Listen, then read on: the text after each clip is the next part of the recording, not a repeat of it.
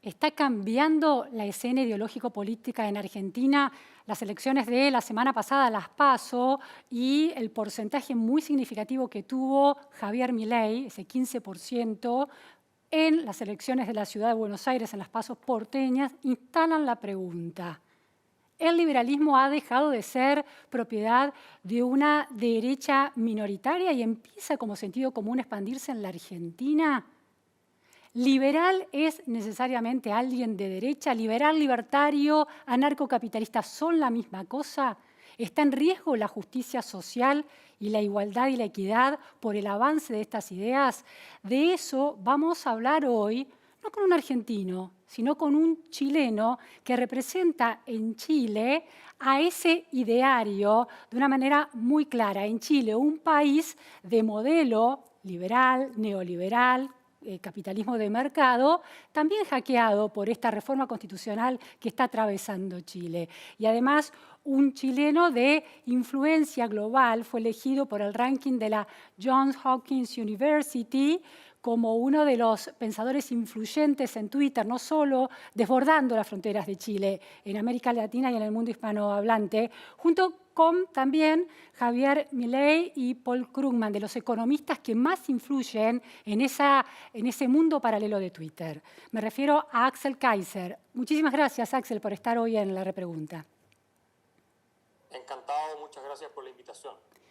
Voy a dar algunos datos, porque para el público argentino es mucho menos conocido, de Axel. Es un intelectual liberal chileno, es abogado por la Universidad Diego Portales en Chile y doctor, PhD, doctor en filosofía y en economía política por la Universidad de Heidelberg en Alemania. Es director de la cátedra Friedrich von Hayek en la Universidad Adolfo Ibáñez. Sabemos el nombre de ese economista, es uno de los economistas claves del mundo liberal de la escuela austríaca. Es presidente de la Fundación para el Progreso en Chile, un think tank liberal muy central en el mundo del liberalismo hispanohablante.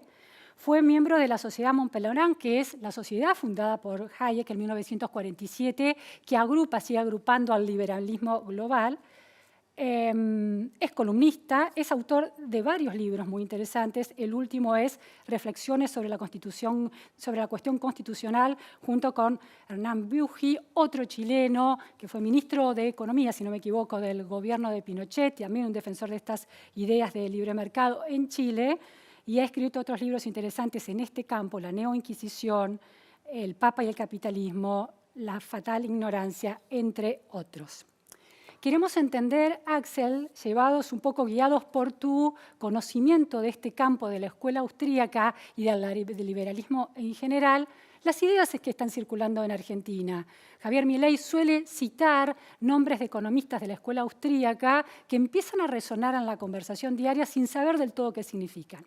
Quiero partir de una frase que no corresponde a la escuela austríaca, pero que podría representar el sentido común de, por ejemplo, un ciudadano argentino que no se identifica con el liberalismo, que está bien abierto hipotéticamente a un mercado, pero que sigue creyendo en las virtudes del Estado. La frase es esta: tanto mercado como sea posible, tanto Estado como sea necesario. No se te escapa que la frase es de Willy Brandt. Él fue canciller de Alemania en 1969-74, Partido Socialdemócrata, y expone esta especie de balance. ¿Qué dice un liberal como vos de esto? Cuanto más mercado sea posible y cuanto Estado sea necesario. Esa frase tiene muchas lecturas e interpretaciones. Él dijo eso en el contexto de la Guerra Fría, donde tú tenías además la Alemania comunista como vecina, ¿cierto? No nos olvidemos que Alemania estuvo dividido en un sistema capitalista promercado que convirtió a Alemania occidental en la tercera economía del mundo, y la Alemania comunista oriental, que era un país, no solo una dictadura totalitaria, sino que era un país muy pobre, que tenía apenas una fracción del ingreso per cápita al nivel de vida de la Alemania capitalista, que estaba bajo la protección, obviamente, de Estados Unidos. Entonces, en ese contexto, la frase tiene un sentido que es bien claro, y que es el de defender esta filosofía liberal de mercado, pero sin renunciar, ¿cierto?, a una cuestión que para los alemanes tradicionalmente ha sido relevantes, que es el rol del Estado también, ¿no? De hecho, la tradición liberal alemana, que se llama el ordoliberalismo, donde hay distintos representantes, entre los cuales podría incluso llegar a incluirse hasta cierto punto a Friedrich Hayek, sostiene que el Estado, el rol esencial que debe cumplir es el de mantener el orden, en el sentido de un conjunto de reglas claras, entre las que destaca, por supuesto, derechos de propiedad protegidos fuertemente por el Estado, en los cuales se desarrolla esta actividad económica. Entre ellos hay algunas diferencias también, ¿cierto? Pero el gran arquitecto del milagro económico alemán fue un ministro de Economía, Hacienda, como se diría hoy, y después canciller, que es Ludwig Erhard. Y Ludwig Erhard sostenía que el mercado, mientras más libre era, más social era.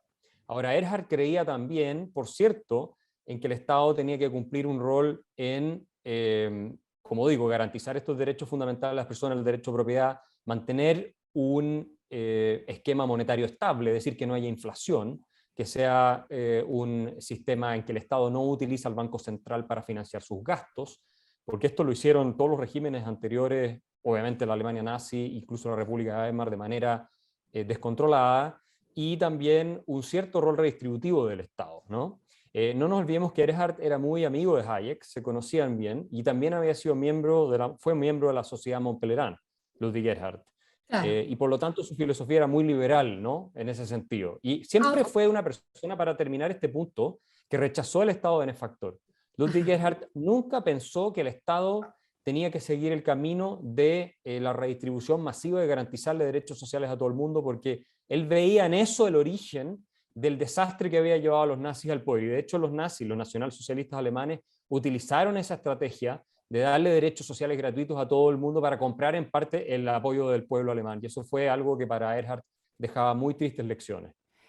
Es decir, que el concepto de Estado, el alcance que el Estado tiene, el rol, el tamaño de ese Estado, las funciones y el rol que tiene, es un pivote clave para empezar a definir a la escuela austríaca y a los matices, a las distintas cepas que hay en esa escuela. ¿Cómo definirías la posición o las ideas de Hayek en relación al Estado? ¿Cuál es ese rol?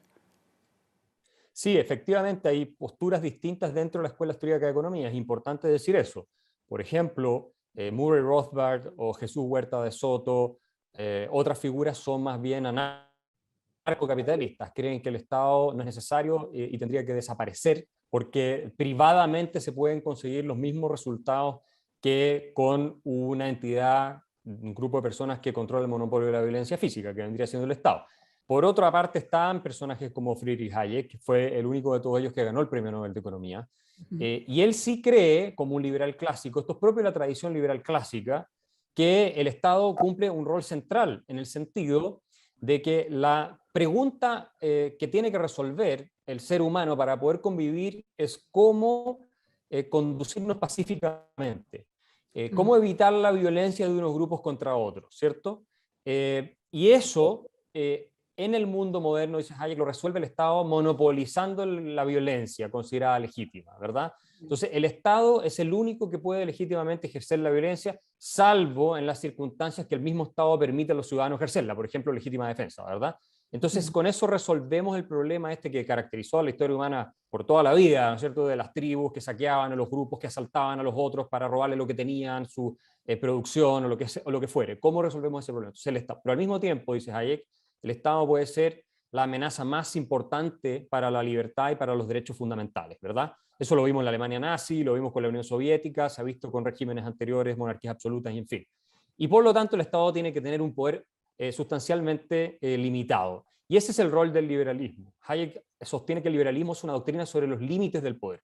Y lo que tenemos que hacer es crear un entramado institucional y una cultura de libertad que garantice a los individuos poder perseguir su proyecto de vida sin ser arbitrariamente coaccionado, violentado por terceros, partiendo por el Estado, que es el que como contiene y concentra los medios para ejercer la violencia, que más puede ciertamente aplastar nuestros derechos. Ahora, esa es la posición de Hayek. Ahora, Axel, en esa idea del Estado como el que tiene el poder de la legítima violencia y los excesos que puede cometer, es una forma de poder. Ahora, el poder de mercado también puede producir distorsiones que se convierten en violencias simbólicas contra grupos de ciudadanos o materiales en términos de cómo se circulan los bienes y los servicios y las prácticas monopólicas, por ejemplo.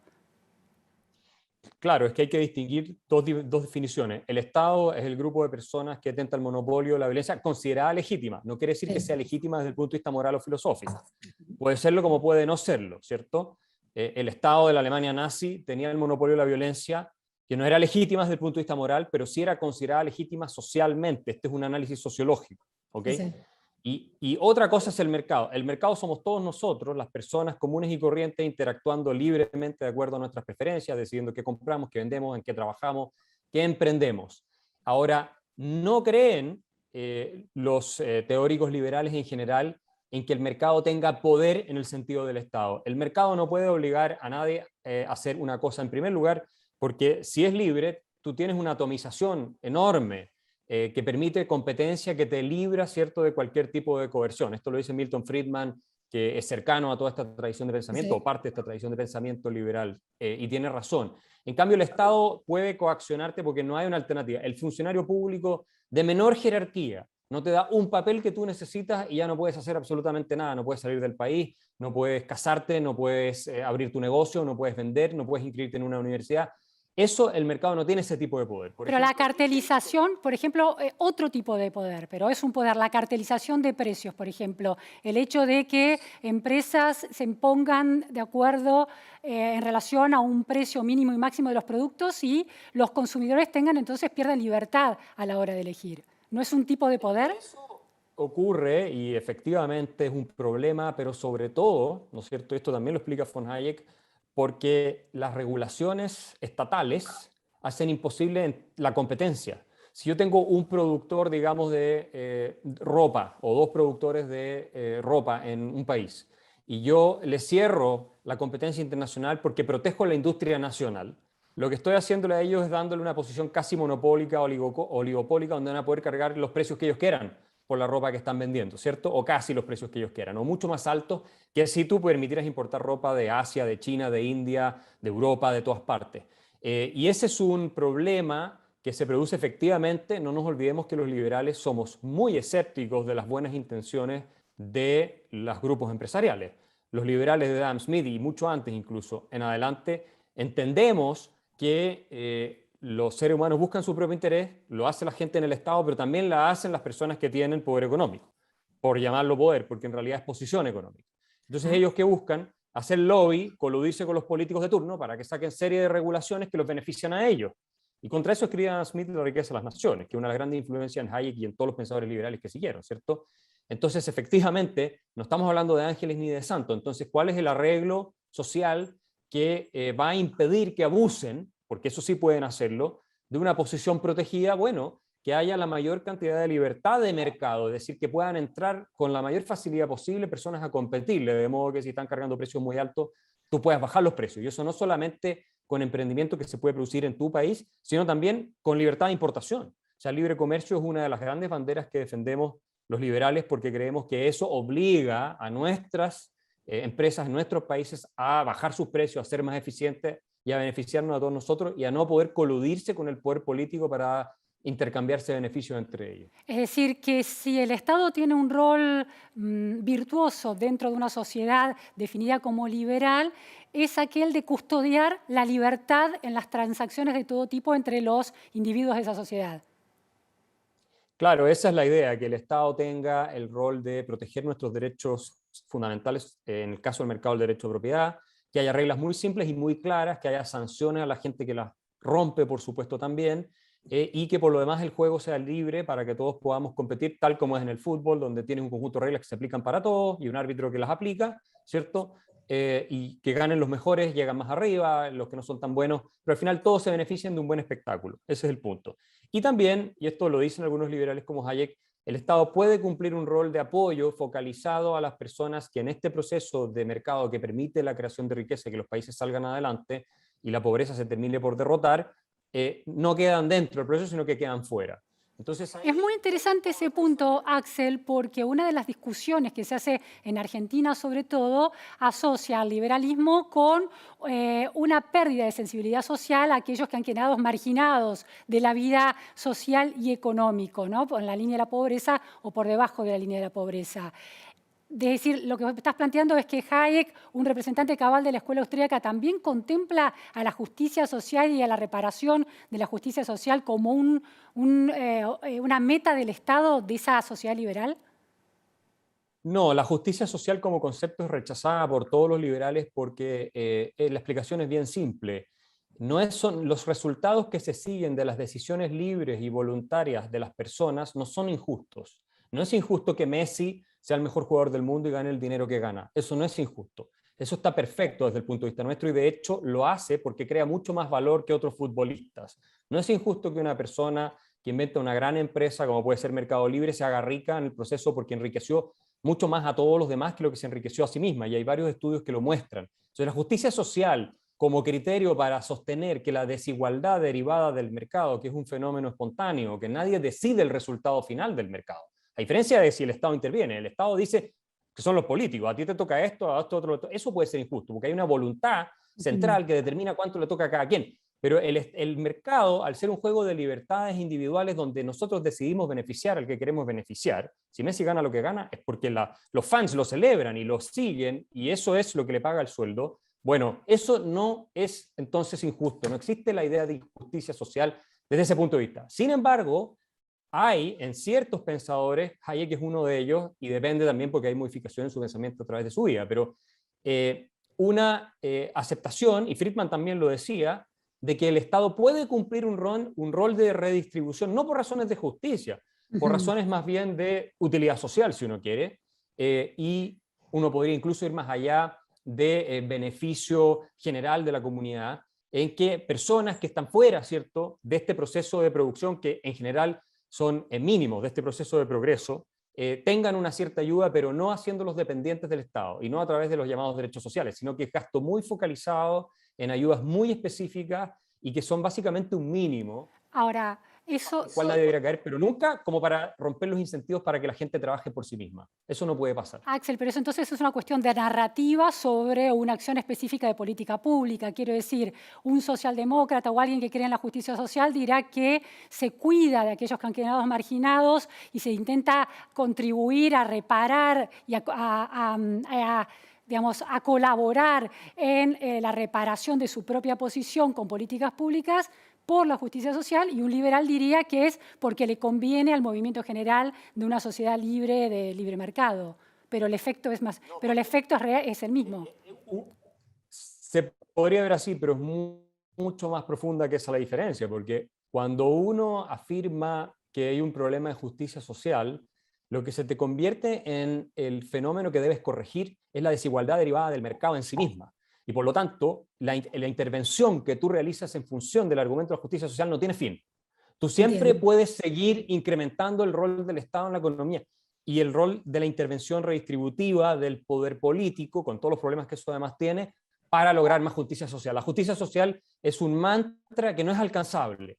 En cambio, esto es algo muy específico, muy contenido, muy limitado, que tú puedes incluso cortar una vez que alcanzas el propósito que te has planteado, ¿cierto? Porque ya tienes ese mínimo suficiente cubierto por los mismos procesos de mercado o por la filantropía privada, que para los liberales es muy importante, la sociedad civil. El Estado no debiera cumplir roles que puede cumplir la sociedad civil. De hecho, idealmente, el Estado no debiera cumplir un rol redistributivo alguno, ¿sí? Solamente cuando la sociedad civil, porque también existe, ¿cierto? Fundaciones, filantropía, no lo está cumpliendo, tal vez ahí podría el Estado intervenir para ¿cierto? Apoyar a ciertas personas, pero el mercado es la fuerza más social de todas, porque es la que permite en un país, ¿cierto?, que la gran mayoría, la inmensa mayoría, no viva en la pobreza. Ahora, Axel, dijiste algo muy interesante. Dijiste que la desigualdad, en la medida en que el liberalismo no tiene a la justicia social como un horizonte, la desigualdad no es un problema estructural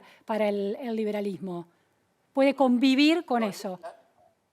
La desigualdad no es el problema. Para los liberales siempre el problema ha sido la pobreza.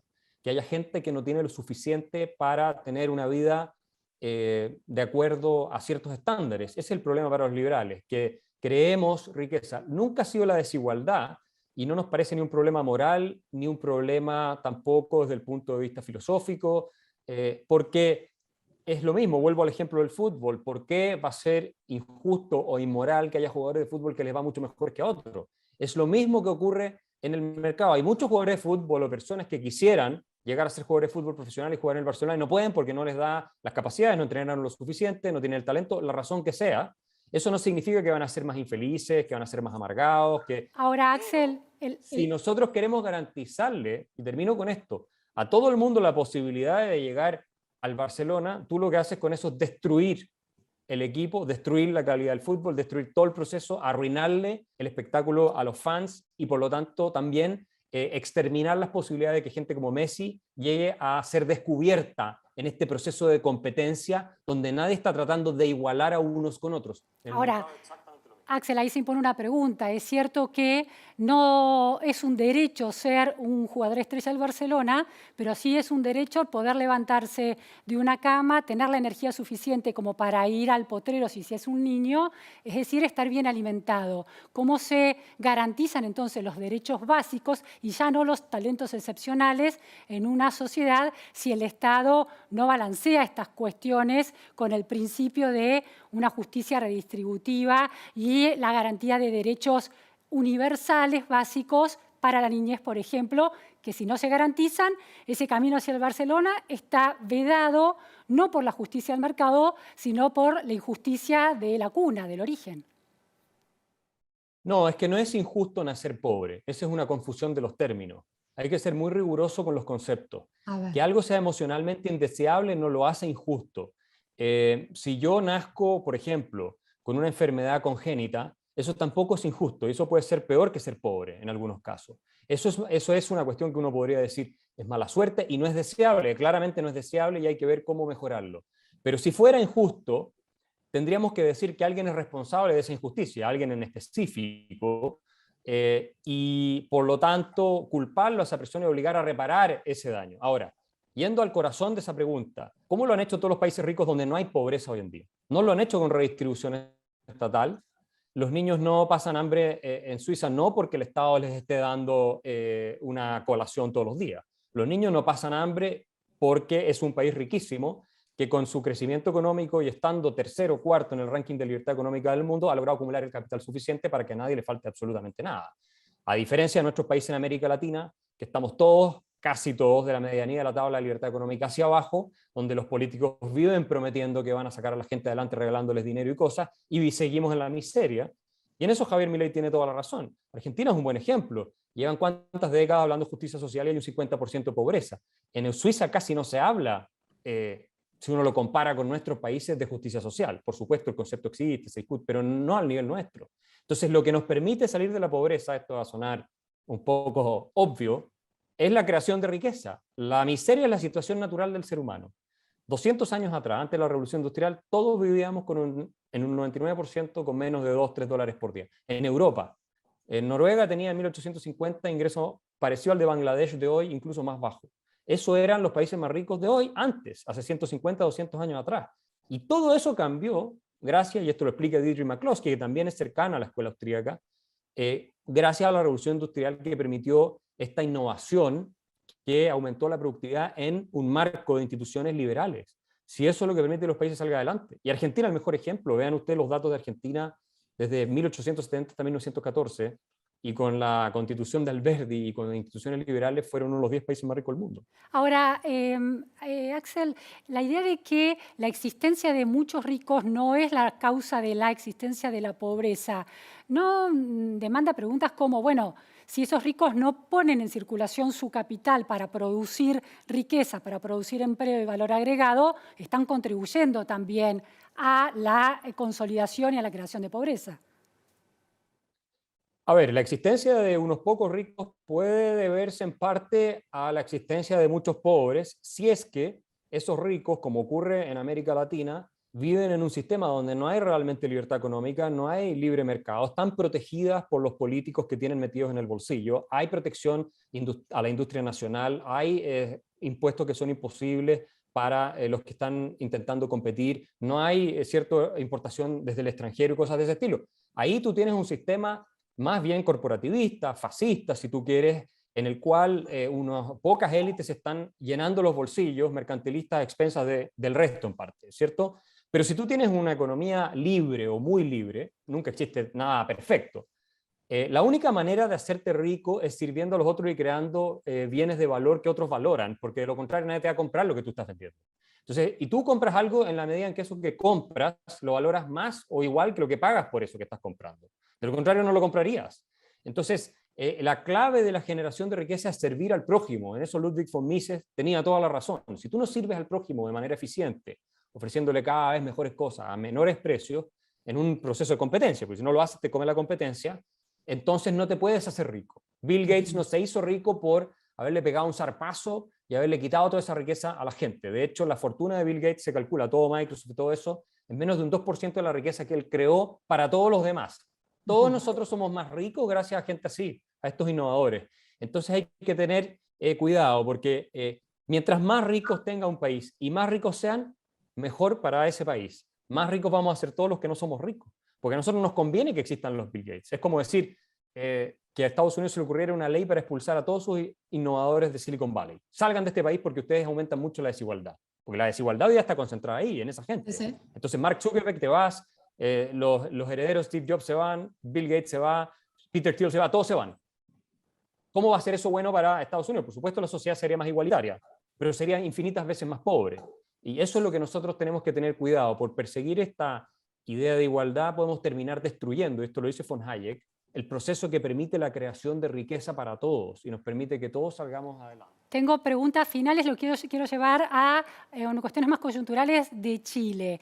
La pregunta es, hay una pregunta muy obvia, es si el modelo que se estigmatiza desde algún lugar con la categoría neoliberal o se describe como neoliberal, ese capitalismo de mercado que se instaló en Chile como matriz económica y productiva, tuvo éxitos reconocidos, ¿no? Logró sacar a un enorme porcentaje de chilenos de la pobreza, redujo la desigualdad y generó un crecimiento sostenido, aunque con problemas en los últimos años.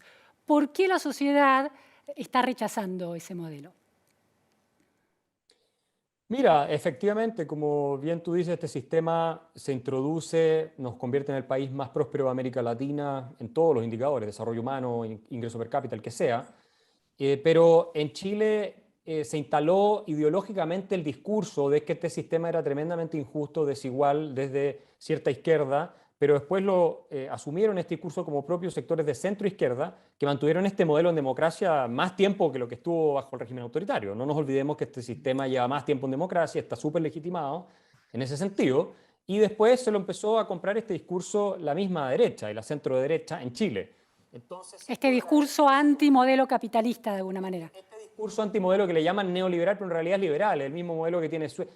Nosotros tenemos menos libertad económica en Chile, ahora caímos 15 puestos en el último ranking que se acaba de publicar, ¿cierto? Tenemos mucho menos libertad económica que Suiza, que Nueva Zelanda, que Australia, que muchos países que admiramos y que están en la cima de la tabla, ¿verdad? Entonces, acá se habla de neoliberal, que es algo que a los latinoamericanos les encanta utilizar para desprestigiar políticas que en realidad son más bien liberales, que en el neo no tienen por qué ponérselo y que tienen que ver con dejar a los individuos que tengan la libertad para emprender, para desarrollar sus actividades, perseguir sus fines, intercambiar sin que los molesten y sin que los destruyan en esas actividades, porque con eso generamos el progreso. Ahora, ¿por qué la gente lo rechaza hoy día? Un porcentaje de la gente importante es porque se compraron de nuevo el cuento absurdo de la justicia social y de la desigualdad, cuando si uno revisa los datos, incluso el índice Gini, la desigualdad ha caído en Chile desde el año 90 hasta ahora. Y es más, como somos un país mucho más rico que lo que éramos antes, desde el año 90 al 2015 el gasto social por persona en Chile se quintuplicó en términos de pesos del mismo valor. Entonces tampoco es verdad que este sea un modelo o un sistema donde el Estado no gasta nada. Nosotros tenemos un Estado que ha crecido casi un 50% en los últimos 10-15 años. Es un Estado grande. No es como el argentino, gracias a Dios, pero si terminamos como el Estado argentino vamos a terminar igual, con 50% de pobreza y todo eso. ¿Qué es la última cuestión? Hubo una pregunta al candidato Milei durante la campaña acerca de si creía en la democracia y no llegó un sí enfático. ¿Qué lugar tiene la democracia dentro de las ideas del liberalismo de la escuela austríaca? A ver, la democracia se entiende como una doctrina sobre cómo se adquiere y transfiere el poder. El liberalismo es una doctrina sobre los límites del poder. Por lo tanto, tú puedes tener una democracia iliberal o totalitaria, ¿cierto? Que aplaste los derechos de las personas, que tenga campos de concentración y genocidios, si es que tú no tienes el ingrediente liberal, que es el que consagra nuestras constituciones en general, de proteger nuestros derechos fundamentales del poder del Estado. Y de hecho, no nos olvidemos que los nazis llegaron democráticamente al poder en Alemania. Pero dirías que la democracia es el mejor sistema posible donde las ideas liberales podrían desplegarse y realizarse de manera más virtuosa. La democracia no es un dogma, no es una religión. La democracia liberal es lo que nosotros defendemos. No la democracia secas, no. La democracia liberal, combinada con este elemento de protección de los derechos fundamentales de los individuos. Porque si tú pierdes eso, y es muy típico este concepto hoy en día en ciencia política, democracia iliberal, puedes terminar, insisto, en una democracia autoritaria, totalitaria, que degenera al final y que no tiene ninguna diferencia con una tiranía. Si las tiranías las ejerzan las mayorías o minorías bien organizadas, son igual de nefastas para el individuo que si las ejerce una sola persona. Entonces, sí es cierto que la democracia como sistema es el que tiende a garantizar de mejor manera la libertad, porque uno tiene la posibilidad de deshacerse de los gobernantes que abusan, ¿verdad?